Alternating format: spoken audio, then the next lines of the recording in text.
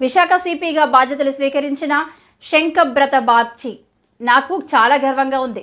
వైజాగ్లో పనిచేయడానికి చాలా గర్వంగా ఉంది అని అన్నారు.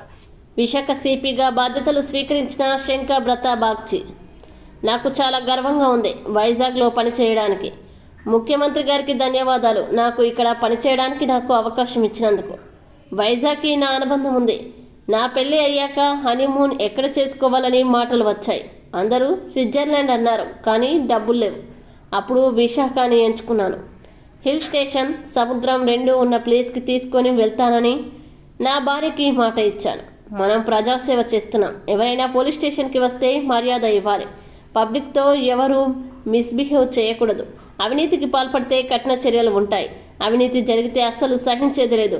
వైజాగ్ కేంద్రంగా గంజాయి తరలింపు జరుగుతుంది. ఆపరేషన్ పరివర్తన చాలా బాగా సక్సెస్ అయింది. పక్క రాష్ట్రాల నుంచి గంజాయి వస్తుంది. వాటిని అరికడతాం. వైజాగ్ అంటే నాకు చాలా రోజుల నుండి ఒక మంచి అనుబంధం ఉంది. సో ఇక్కడ ప్రాబ్లమ్స్ గురించి నాకు అవగాహన ఉంది. ఒకటి డ్రగ్స్ అండ్ నార్కోటిక్స్ ఇష్యూ నాకు తెలుసు. అది నేను ప్రయారిటీగా తీసుకుంటాను. ఇంకా చాలా ఇష్యూస్ ఉన్నాయి. నాకు తెలుసు ఎక్కడెక్కడ ప్రాబ్లమ్స్ ఉన్నాయి. అన్ని చోట్ల, అన్ని ఫీల్డ్స్లో, అన్ని సెక్టర్స్లో ఇంప్రూవ్మెంట్ తీసుకురావడానికి ప్రయత్నం చేస్తాను. ప్రతి చోట నేను ఒకటే చెప్తాను, ఎక్కడ కొత్త పోస్ట్ వచ్చినా that let my walk do the talking. నేను చేసి చూపిస్తాను. ఎక్కువ ఇది చేస్తాను, అది చేస్తాను అని బిగ్ టాక్ అది నేను చేయను. సో నా డిపార్ట్మెంట్లో ఉన్న అందరికీ 2 మాటలు, 2 ఇన్స్ట్రక్షన్స్ మొదటి రోజు ఇస్తున్నా. నంబర్ 1, మనం ప్రజాసేవ చేస్తున్నాం ఈ డిపార్ట్మెంట్లో. కాబట్టి ప్రజలకు, కామన్ పబ్లిక్కి రెస్పెక్ట్ ఇవ్వాలి. ఆ సర్వీస్ మెంటాలిటీతో ప్రజాసేవ చేయాలి. ఎవరైనా పోలీస్ స్టేషన్ వస్తే కూర్చోబెట్టి మర్యాద ఇవ్వాలి. ఏదైనా కామన్ పబ్లిక్ చెప్తే వినాలి, శ్రద్ధంగా వినాలి. ఎటువంటి మిస్బిహేవియర్ పబ్లిక్తో ఎవరు చేయకూడదు. అది నంబర్ 1. నంబర్ 2 వచ్చేసి ఎక్కడ కరప్షన్ నేను సహించేది లేదు. అవినీతి పనులు, అవినీతికి పాల్పడితే కఠినంగా చర్య ఉంటుంది. సో నేను ఉన్నంతసేపు అందరూ నిజాయితీ అంటే నంబర్ 1 ఆనెస్టీ ప్రయారిటీగా తీసుకొని పనిచేయాలి. కరప్షన్ జరిగితే మాత్రం సహించేది లేదు. అండ్ ఫైనల్గా నేను పబ్లిక్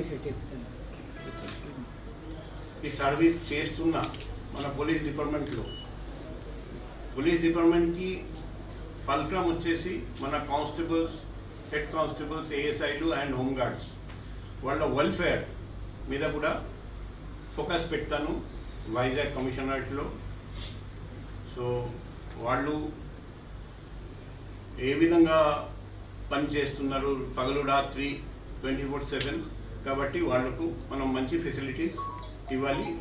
అది కూడా ప్రయత్నం చేస్తాను. ఇప్పుడు త్రూ ప్రెస్ ఒక నంబర్ నేను రిలీజ్ చేస్తున్నా.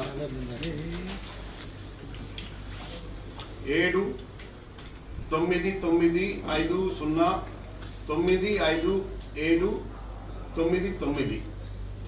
ఏదైనా ఇబ్బందులు ఉంటే, ఏదైనా సమస్యలు ఉంటే, ఏదైనా ఇన్ఫర్మేషన్ ఉంటే, ఏదైనా అన్యాయం జరిగితే, న్యాయం జరగడం లేదు ఆ బాధ ఉంటే, పోలీస్ స్టేషన్ వెళ్ళినా కంప్లైంట్ తీసుకోవడం లేదు, ఏదైనా సమస్య ఉంటే ఎప్పుడైనా 24/7 నేను ఉన్నంతసేపు ఈ నంబర్ మీరు యూజ్ చేసుకోండి. డైరెక్ట్గా నాకు కాల్ చేయండి. నేను అప్పుడు మీటింగ్లో ఉంటే తర్వాత కాల్ బ్యాక్ చేస్తాను.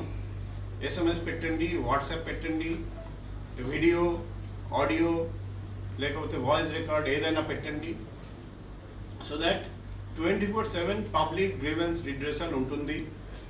సాధ్యంత వరకు మేము 100% అన్ని ప్రాబ్లమ్స్ సాల్వ్ చేయలేము, కానీ సాధ్యంత వరకు ప్రాబ్లమ్ సాల్వ్ చేయడానికి కృషి చేస్తాము. ఇది నాట్ ఓన్లీ ఫర్ పబ్లిక్, మా సిబ్బంది కూడా up to the level of home guards and contractual employees and outsource employees మా డిపార్ట్మెంట్లో పనిచేస్తున్న ఎవరికైనా ఫ్యామిలీకి కూడా ఏదైనా సమస్య ఉంటే అది డిపార్ట్మెంట్ పరంగా ఉండొచ్చు, లేకపోతే ఫ్యామిలీ పరంగా ఉండొచ్చు, నాకు తెలియజేస్తే సాధ్యంత వరకు నేను సాయం చేయడానికి ప్రయత్నం చేస్తాను. So it will be a 24/7 number for the benefit of all residents of Vizag Police Commissionerate, and it starts working now.